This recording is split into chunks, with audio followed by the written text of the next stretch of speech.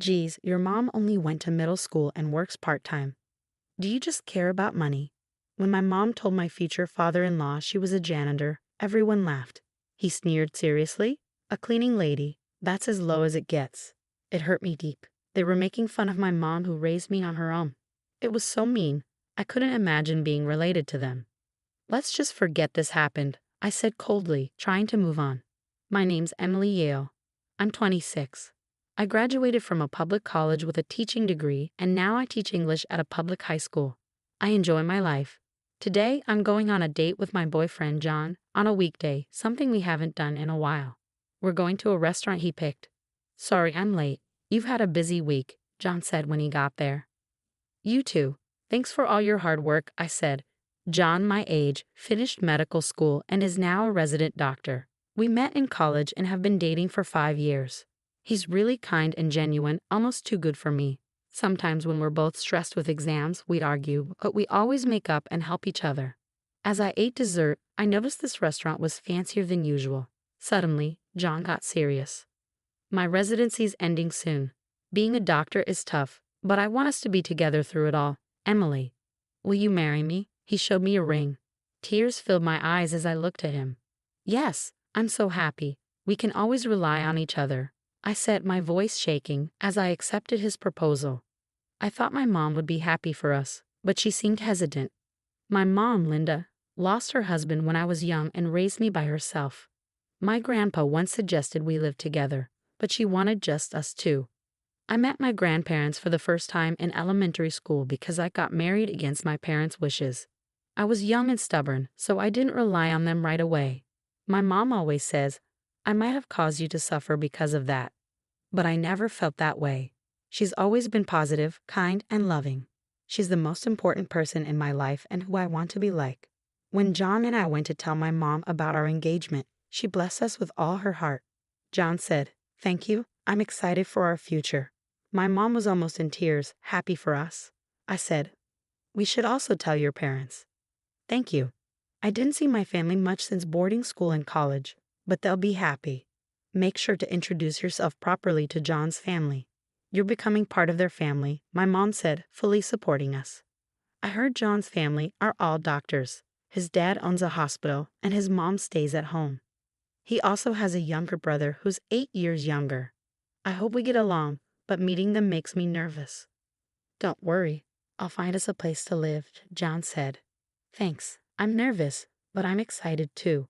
I believed a bright future was ahead of us until that day, the meetup, 2 months later. We waited in a fancy restaurant's private room as John's parents and brother arrived a bit late.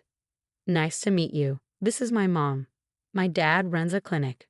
Mom's a full-time housewife. And this is my brother, a high school senior." John introduced them. We introduced our families. John's doctor parents looked impressive, but his brother seemed more casual with messy hair and a disheveled uniform, glued to his phone. Then John said, "I want to marry her." His dad gently corrected him. "First, let's learn about her family. If we're becoming family, we should understand their background and character." His mom added, assessing us with serious eyes. "Where's your father today?" his dad asked. I've told John to say we're a single-parent household. Something's off. My dad passed away when I was young, so my mom raised me alone, I explained. His brother exaggeratedly twisted his face and said, "Seriously? Just one parent? Ridiculous." The one with the attitude crossing his legs was John's arrogant younger brother. "What's that supposed to mean? My mom raised me alone, and I'm thankful for it," I said, raising my voice. "Mind your manners and put away your phone," John scolded him, and his brother turned away angrily. "You're a high school teacher, right?" his mom asked me this time. "Yes, I teach English at a public high school," I replied. As soon as I spoke, his family all chimed in at once. "A teacher? None of us are teachers, and she's in humanities. Isn't she unsuitable for our son?" We wanted him to marry a doctor's daughter. A public high school teacher seems plain and poor. I'm in a totally different world. "I already have a recommendation for medical school," they said bluntly. John, shocked by their words, spoke up. "She's an amazing woman. She's dedicated to her job. Don't talk about her like that." Then his dad glanced at my mom. "We haven't agreed to their marriage yet. a single mother, and a teacher. What about you, ma'am? Can we ask about your education and job? My mom replied firmly, I've done different jobs since my husband died. Right now, I work as a janitor at a hospital. I only finished middle school. Before my mom finished, his family started laughing. Oh, she only went to middle school and does part-time work. Must have been very poor. His father dismissed my mother. Seriously, even with just a high school diploma, you're in a tough spot. So now she's a cleaning lady. Lowest of the low, his younger brother sneered. Your mom only finished middle school and works part-time. I couldn't even imagine such a life. Marrying into a family of doctors, I couldn't comprehend their attitude. Was this marriage just for money? His mother's dramatic frown delivered the final blow. As I suspected, we can't approve this marriage, his father declared, as if it were final. How terrible. I was stunned, speechless. Insulting me was one thing, but mocking my mother who raised me alone was unforgivable. I couldn't be part of this family. Stopping my mother from standing, I stood up. I understand how you all feel, so let's pretend this meeting never happened. Is that acceptable? With a cold, emotionless face, I declared. After a moment of silence, his family exchanged glances and burst into laughter. I thought you had something important to say. We're the ones calling off the engagement. Did you realize we were going to reject you and decided to end it first out of pride? His parents said, smug. Wait, that's not it. John couldn't stand his parents' behavior. I'm sorry. I can't be part of this family. I'm really sorry for their rudeness. Seeing our serious conversation, his parents paused their laughter. Why are you apologizing? You should find a more suitable partner. Maybe another doctor or a wealthy woman, they said. I stopped John from saying more and asked, would it have been better if I were a rich heiress? Of course, even if you're not a doctor, being rich wouldn't be a problem. You could help our hospital, right, dear? That might even be better for us. His parents laughed, continuing their show. So, you're saying you'd pass up such an opportunity? I challenged. What do you mean? They looked confused. By marrying our son, you'd gain some wealth. Where would a janitor and a regular teacher get that kind of money? John sighed heavily, rubbing his temples. What's going on? You're acting strange, his dad said, oblivious. Did you even listen to their introductions? Does the name Yale not mean anything to you? John asked. What about it? Not worth remembering such a family, his dad replied. Yale, huh? His dad seemed to catch on. Right? My grandpa chairs Yale University, and she's his daughter. Yale Academy, that elite place with everything from kindergarten to university? It has a medical school and hospital. His dad's eyes widened. Yeah, that Yale. You've heard of it, right? I said, taking charge. No way. A Yale Academy daughter dropping out of middle school to become a janitor? That's impossible, his parents exclaimed. Exactly. Your lie will be found out right away. If you're feeling guilty, come up with a better lie, I advised them. My mom works as a janitor in hospitals and schools, right? I'm talking about the hospitals and grad schools at Yale. What? She's undercover as a janitor? That's fancy talk for spying, right? Her job is to check on the school while cleaning and report any problems. My grandpa asked her to do it. If you don't believe it, go check, John explained. What? What? My detailed explanation seemed to convince them. His parents started to panic. Why didn't you tell us this sooner? Yes, if we knew that, we would have. This is what happens when you don't listen to people, his parents admitted, feeling foolish. I was about to explain further when I was cut off. I was ready to answer any questions, but it was unfortunate. I couldn't forgive how they insulted my mom. I quietly responded, my mom dropped out of middle school due to poor health since childhood. She had a brother to carry on the family line, so my grandpa prioritized her health over education. After middle school, she moved to a country house for ongoing treatment and rest. There, she fell in love with my dad.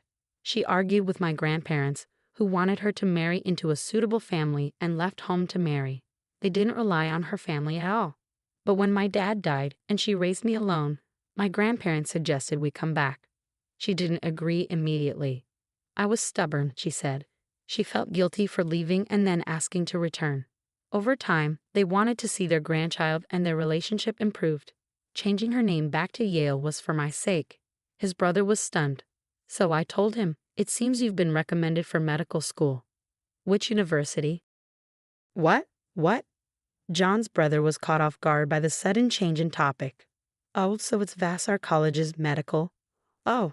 His mother realized something as she said that. Vassar College is linked to Yale. If I mention today's events, your admission recommendation could be canceled, right? Hey, don't joke. Our son got in, and nothing can change that. We even pay extra to cover his grades. Canceling it now would be ridiculous. His dad slipped up, admitting to bribery. Both John and I said together, "You went that far, Dad."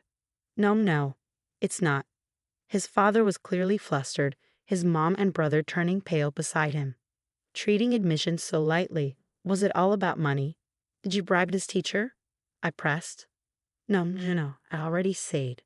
The president of Vassar College is my uncle. If I report this, he'll investigate thoroughly, I warned. What right do you have? You're so arrogant, his mom snapped, her face red with anger. I hold no authority here, but I was told I'd eventually work at Yale. I explained calmly. Say what now? His mother's tone softened. Oh, let's calm down. Let's forget what's happened. Your behavior will determine if I approve of this marriage. Is that fair? Yeah. Our son is also the clinic's heir. He needs our approval to marry. You want to marry John, right?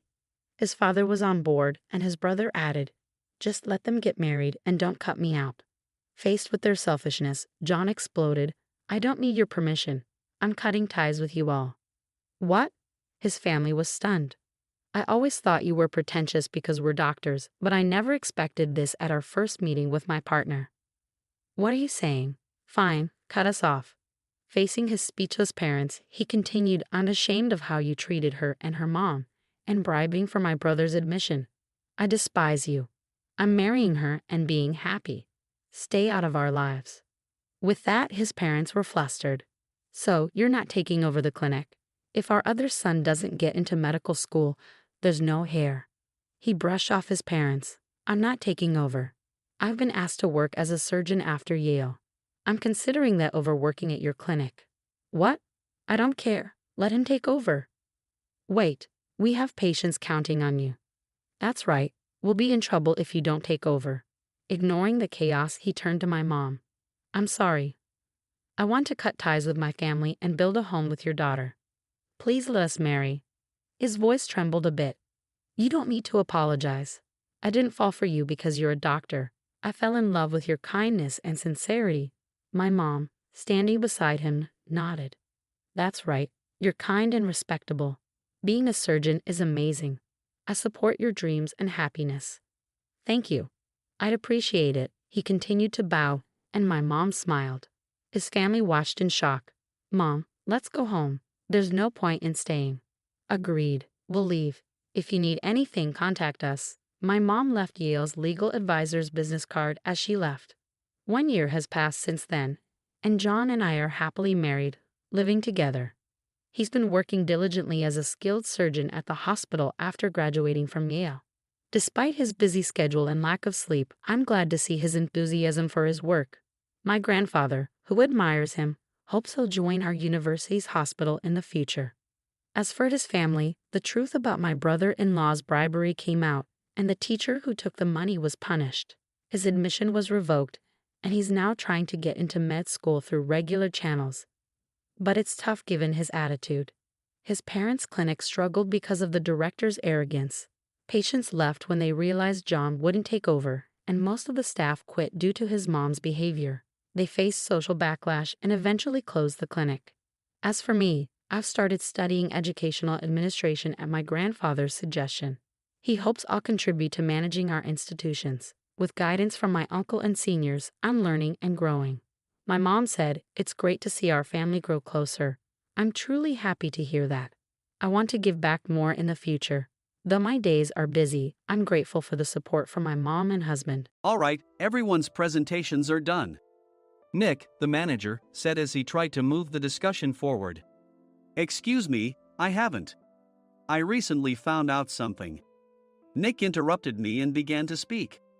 There's apparently someone in this department who didn't graduate high school and is just a part-timer. Meetings should be for employees only. Absolutely right. His lackey, Mike, of course, agreed with Nick. I'm leaving. After leaving the meeting room, I started to shut down my computer. I noticed that an email had arrived, not in my personal inbox, but in the company's shared email. Thinking, there's no point in speaking up, no one will listen, I went home quietly. The next day, I heard a commotion from Nick's desk. He was staring at his computer screen, his face pale. Nick! Is something wrong? Mike looked at the screen with him. And he turned even paler than Nick. Why is he so angry? Knowing the reason for Mike's distress, I thought to myself, serves them right. My name is Adam. My mother passed away when I was in the 9th grade, and I was raised by my father. Well, you could hardly call it being raised. After my mother passed, my father changed. He drowned his sorrows in alcohol, and though he still went to work, he squandered our living expenses on horse racing. Because of that, I had to start working part-time as soon as I entered high school. Every month, I went to the convenience store with bills in hand that couldn't be auto-deducted from my father's account. Even though I endured it because I didn't want to be alone, I reached my limit in my second year of high school and dropped out. I found a live-in job at a distant inn. Thank you for everything. The day I left home, my father, still staring at the TV, spoke. Take care. That was our last conversation. Back then, 18 wasn't the age of majority, so I needed my father's permission to work, and I couldn't hide my place of employment. Yet, my father never visited me even once. I kept working just to survive, and before I knew it, I was 42. Years of hard work paid off, and I was transferred to the headquarters. I was thrilled to be recognized by the company, as I thought I'd be working in the field until retirement due to my lack of formal education. Listen up. Our work can change the future of our employees. Don't drag us down. On my first day after the transfer, Nick, dressed in an expensive suit, spoke sternly. There was a reason for this. Our inn was located in a prominent tourist destination, known so well that everyone in the state could sing its commercial jingle. At its peak, we had 5 locations within the state. But that was long ago. Due to financial difficulties and aging facilities, only the place where I had worked for many years and the original establishment remained. I was prepared to lose my job anytime, but now there was a glimmer of hope. With the rise of social media, the tourist area where the inn was located started gaining attention again. Depending on how hard the sales department, where I was transferred, worked, we could either thrive or be forced to give up this prime location to the new hotel chains continuously popping up. For Nick, who had switched careers from another industry to strengthen our sales, this was a battle he couldn't afford to lose. I understood why he had to be strict. I will do my best. Nick sneered at my enthusiastic declaration. Did you not hear what I said? I'm sorry. I thought I was listening carefully.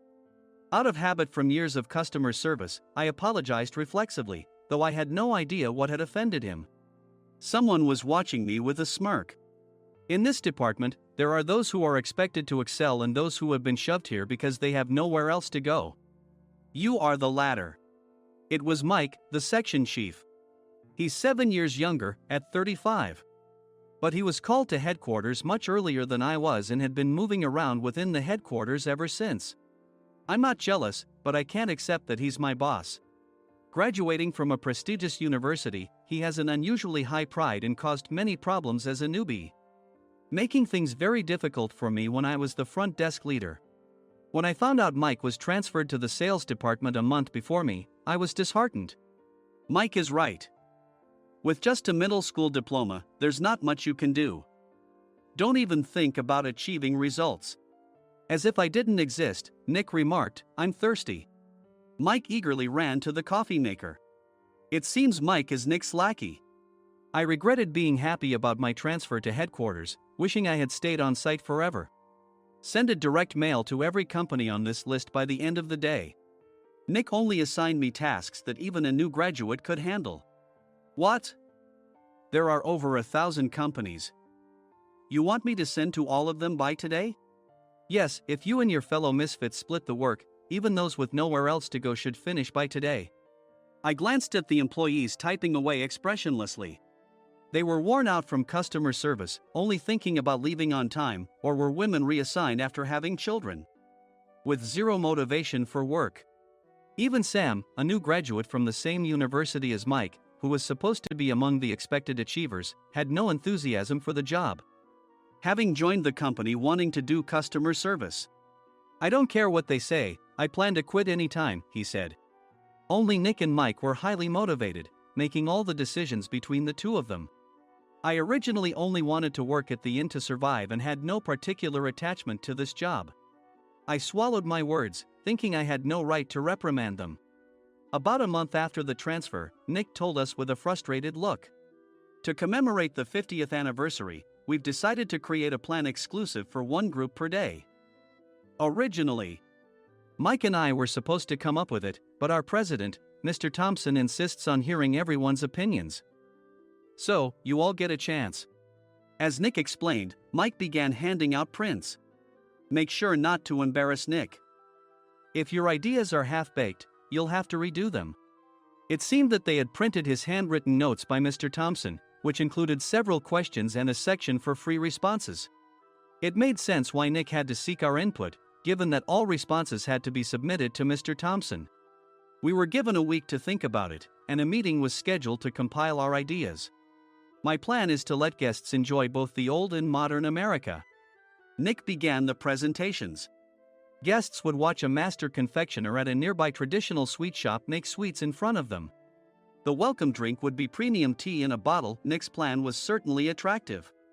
After his presentation, Nick called on us to present in the order we were seated. Just as I stood up for my turn. "All right, everyone's presentations are done." "Excuse me, I haven't. I recently found out something." Nick interrupted me. "There's someone in this department who didn't graduate high school and is just a part-timer." He was likely talking about me. I joined the company as a part-timer and was made a full-time employee when I turned 20. That was 20 years ago, so Nick and Mike probably had no chance to know until recently. "Meetings should be for employees only." Absolutely right. After that, Nick kept creating opportunities to solicit everyone's opinions, purposefully excluding me from speaking. The meeting unexpectedly heated up and went past the scheduled end time. A few people asked to leave, and the discussion continued with the remaining few. "Still here?" Normally, you'd leave in that situation. Though I had no attachment to the job initially, hearing kind words from customers made me want to make them happier. For someone like me, with nowhere to go, the inn was my home and customer service was my life. I felt pathetic about my current self. "I'm leaving." I left the conference room and started shutting down my computer. I noticed an email had arrived, not in my personal inbox, but in the company's shared email. Thinking no one would listen to what I had to say anyway, I quietly went home. The next day, while preparing the DM as instructed, I heard a commotion from Nick's desk. In his haste to stand up, he hit his knee on the desk. He stared at his computer screen, his face pale. "Nick, what's wrong?" Mike, thinking he should be the first to rush over, approached Nick while still wearing his coat. He peered at the screen with Nick. And he turned even paler than Nick. Why is he so angry? Who is responsible for this company? Nick, more irritated than ever, asked, and Mike answered without checking. Probably Sam. Sam wasn't there because he was attending a morning training session for new hires. Nick gave up on getting angry and returned his gaze to the screen. They were looking at an email that arrived right after the end of the working day yesterday. Apparently, no one, including me, had checked it before leaving. The email was from a large company that used us for their annual employee trips. The president and executives of that company also frequently used our services personally. President of the company, Mr. Mason himself, had declared that neither he nor his company would ever use our services again. Well, some companies cancel their employee trips or stop using our services due to financial struggles. Let's just move on. Mike kept wiping the sweat from his forehead with a handkerchief. Knowing why Mike was so agitated, I quietly watched their interaction. Do you know how much revenue we get from that company? We can find other guests to fill the rooms, but we'll lose the banquet costs, gift shop revenue, rental car fees, and more. Moreover, the gifts were supposed to be prepared by the traditional confectionery shop involved in Nick's proposed plan. If it's known that we incurred such a huge loss at this critical time, Nick's position in the company would be jeopardized. Nick took a deep breath, seemingly trying to calm himself. All right, Mike. Go to New York right now and apologize to Mr. Mason. What? You're coming with me, right? I have urgent work to do. I trust you, which is why I'm entrusting this to you. Please. Mike, believing Nick's sincerity, agreed with a determined look on his face, saying, yes.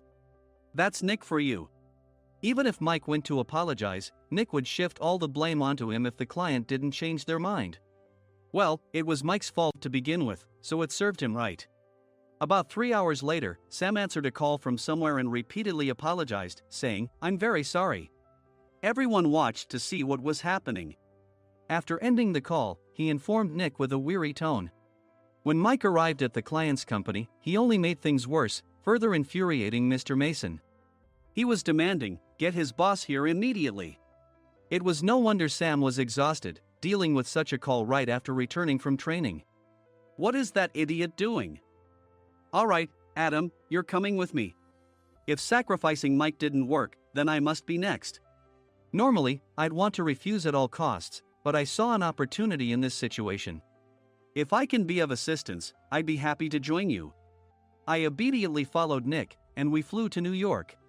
When we introduced ourselves at the reception, it became clear how serious the situation was. As the receptionist personally escorted us to the president's office. Angry voices leaked through the door, making both Nick and me uneasy.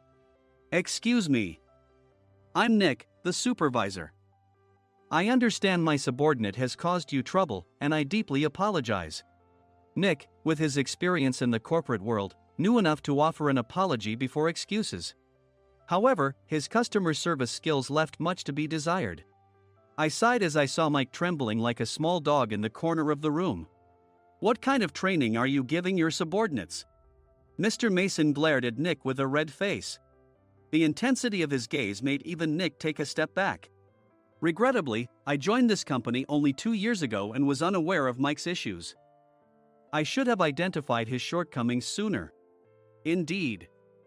I should have realized sooner. No sensible person would come to apologize and then give a lengthy presentation on the drawbacks of not using their in. Nick froze, his mouth slightly open. Suspecting the worst, I picked up the documents that had fallen to the floor. It seemed Mike hastily prepared these documents on the plane, listing the disadvantages.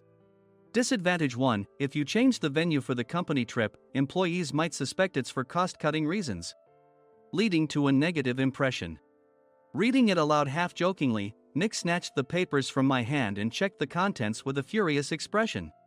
Among the stack of documents was a receipt from a nearby convenience store's copy machine. I felt a pang of dread, hoping he hadn't shown the receipt as well. What do you think he said when I asked what kind of nerve he had to do this? I'm very sorry.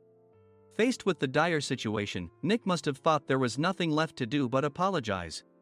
In a voice smaller than I'd ever heard from him, he uttered words of apology. He said, I'm a Harvard graduate. I don't believe I said anything wrong. Mike! What have you done? Forgetting his plan to pin the blame on Mike, Nick yelled loudly, even in front of Mr. Mason. I didn't do anything wrong. You're still saying that? Look at him. Mike pointed at me with a shaking hand. I was assigned to headquarters in my 20s and now I'm a section chief. This guy only made it to headquarters at 42. Everything I've done proves I was right. So why are we losing the contract? Having said his piece, Mike collapsed to the floor. Of course. You were sent there because you had nowhere else to go. Mike never expected to hear such words from someone he looked down upon. He lunged at me, and Nick hurriedly stepped in to stop him. Mr. Thompson told me Mike is a quick thinker, and to take good care of him. There's no way he was pushed aside. Don't make things worse here. He didn't say quick thinker, he said only quick-witted, didn't he? I don't remember that part. I recalled the many troubles Mike caused when he was a newbie. When Mike was on the front line, his pride was so high that he never apologized to customers. Customer service, especially in our job, doesn't work alone. It brings both good and bad situations. If the front staff or housekeepers made mistakes, or the cleaning company didn't properly clean a room, one had to apologize to the customers regardless of personal fault. Mike, in such situations, would never apologize, insisting he wasn't at fault. This often angered customers, and as the front desk leader, I frequently had to apologize on his behalf. He caused complaints and disrupted operations, which is why he was quickly moved to headquarters. In departments where he didn't interact directly with customers, his quick thinking was beneficial and things went well. But it seemed his flaws were starting to show. Corporate reservations are supposed to be entered into the system by the sales representative. But a quick check yesterday revealed that more than 10 items were missing from the client's reservation. The handover document clearly stated what needed to be prepared. Why didn't you enter it into the system? Why do we have to give them special treatment? Filling rooms near the banquet hall, setting up all the food in advance. Specifying the brand of wine, they're too demanding. No wonder he always angered customers, I thought, feeling a headache coming on. Grouping them in rooms near the banquet hall is for our benefit too. It makes it easier for the staff to set up beds and serve breakfast since everyone's schedule is synchronized. As for the other requests, Mr. Mason suggested them to lighten our load. I didn't know that. Nick finally seemed to realize that Mike was the one who had angered the client. What did you say to them? I just told them we wouldn't give them special treatment anymore. We shouldn't waste effort on things that don't bring in money. I was utterly exasperated at his lack of understanding of customer service. Of course, we shouldn't comply with unreasonable demands. But carrying over successful practices from past stays makes customers feel remembered and enhances their experience. Good memories encourage repeat visits. That's part of our job. I looked down at Mike, who was sitting on the floor. In our job, nothing is a waste. Mr. Thompson likely moved you to the sales department, hoping you'd finally understand this. How do you think he feels now that you've failed to meet his expectations? Mike, tears in his eyes, fled the president's office. I was amazed he still hadn't apologized. You have it tough, Adam. It's okay, we're all employees of the same company. I deeply apologize for this disrespectful incident. Especially after all the care you've shown us. If it weren't for you, Adam, I really would have stopped staying here. When I heard you were moving to the sales department, I was willing to reconsider if you handled it. Seeing us talk so amicably, Nick's face contorted. Do you two know each other? Adam's service is excellent. I always requested him specifically. Normally, we don't accept specific staff requests, but we made an exception for Mr. Mason, adjusting my shifts accordingly. He had personally stayed at our hotel just before my transfer, and during casual conversation, I mentioned, I'm moving to the sales department soon. If I hadn't told him then, things could have been much worse. Please continue to take care of us. I look forward to it. On the return flight, Nick awkwardly offered me a can of beer. It's still working hours. Of course, I had no intention of forgiving him for a single beer. Nick might try to pin everything on Mike and avoid any consequences. While pondering this, a startling fact came to light. Nick, the tea bottles for the plan have arrived. I handed Nick a bottle labeled with our inn's name. They look good. What are you talking about? These are plastic bottles. I had assumed we would use the trendy, high-end bottling tea. But what arrived were ordinary plastic bottles of tea with customized labels. The only unique aspect was the label, which had the inn's name, making it look customized. Upon further investigation, I discovered that a substantial amount of money was set to be paid to the tea company. It was priced like bottling tea. Does this plastic bottle really cost $100 each? The tea inside is specially blended for us. The extra cost is for that. Wouldn't it be better to use another tea company? Or is there a specific reason we must use this one? As Nick continued to make excuses, I showed him a printed email. I informed the tea company's president, Mr. Mitchell, that we discovered irregular payments and he confessed. He said you two were high school classmates and planned to split the extra money. That idiot. Why did he confess? That's not important. You should worry about yourself, this could turn into a police matter. Opening the bottle cap, I suggested. How about calming down with this tea? It supposedly has a relaxing effect. Nick drank the tea frantically. In the following days, decisions were made about their fates. Mike was reassigned to the General Affairs Department, with no chance of transfer or promotion, as per Mr. Thompson's orders.